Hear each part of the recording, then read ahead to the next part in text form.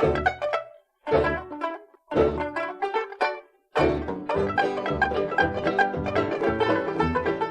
you and welcome back to Scandinavian Design 101. I'm Sanna. I'm Andreas and we are two Swedes and we love design. Still do. Yeah, and recently we were lucky to acquire this oversized drop-shaped pendant lamp produced by the Swedish lighting manufacturer Luxus.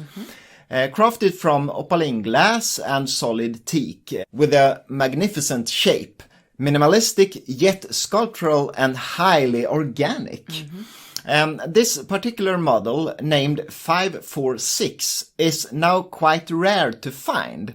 A delightful feature is the wooden top, and it's not just serving as a beautiful detail, but also cleverly functioning as a cable adjuster, so you can just adjust the height of the lamp. And Luxus was, without doubt, one of Sweden's leading manufacturers of organic modernist lamps. And in this video, we will show you some models they produced over the years.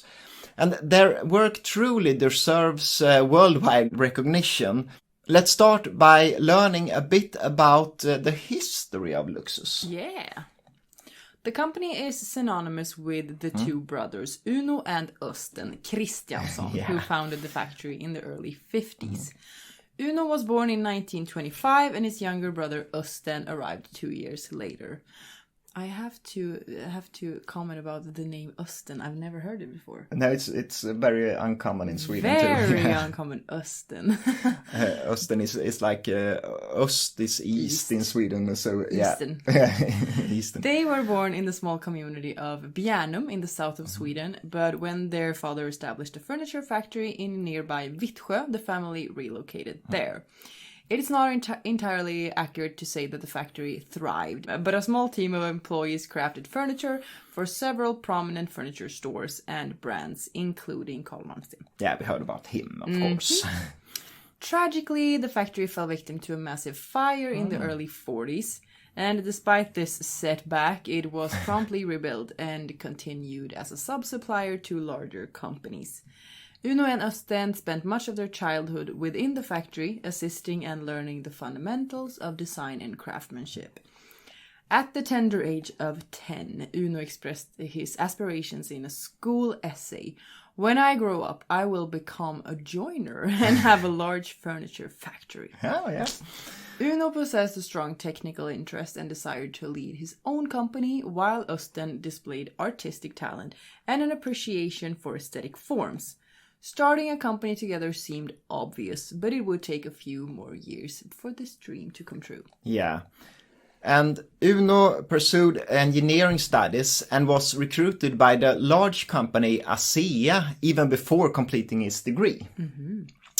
And during his years at ASEA, Uno engaged in various tasks, but his true passion emerged when ASEA acquired the small company Graham Brothers. That's strange, it sounds like an English company, but I think it's a Swedish company. Yeah.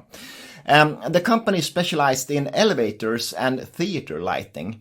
And the entire lighting department of ASEA was transferred to Graham Brothers in Stockholm, and Uno became a vital member of the team. At just 25 years old, he took significant responsibilities, such as the task of re-equipping the large theatre in Uppsala with stage lighting. And this period was a whirlwind for Uno, who also dedicated his spare time to designing lamps of his own.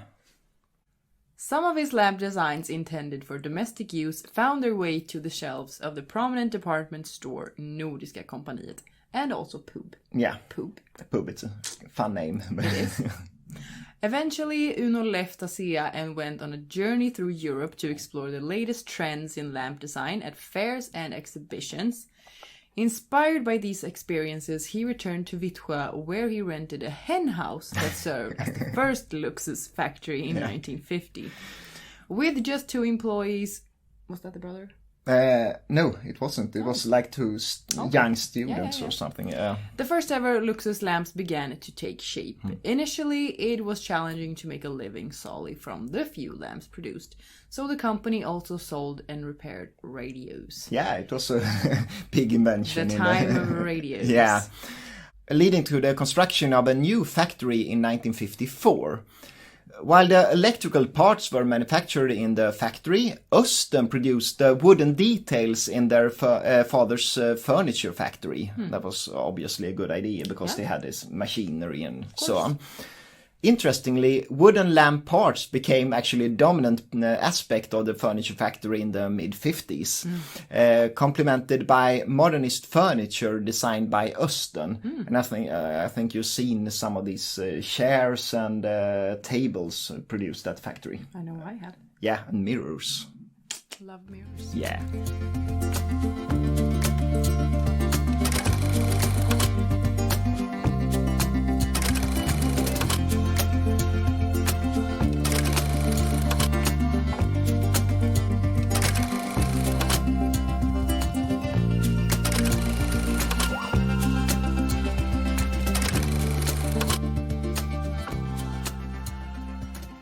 The business was thriving, but Uno's adventurous spirit led him to pursue an old dream of living and working in the United States. Yeah. Leaving the company unattended was not an option, so fortunately, Östen, who had grown tired of working at his father's furniture factory, agreed to oversee Luxus during Uno's time abroad. Uno's stay in the US was short-lived, and upon his return, the two brothers resumed their collaboration in the expanding Luxus factory. Yeah, and this partnership continued until 1966, then Östen assumed the control of his father's company and shifted his focus entirely to furniture. In the 1970s, Luxus underwent the transformation, transitioning from glass to plastic materials and primarily producing lamps for public spaces. They're quite boring. Sad. And Luxus remained active in lamp production well into the 21st century and was eventually acquired by Ruben Lighting. And it's a quite unknown company, but they produce some really nice models. But we won't talk about this today. Instead now, let's take a look at all the fantastic lamps once produced in Vittsjö. Yeah.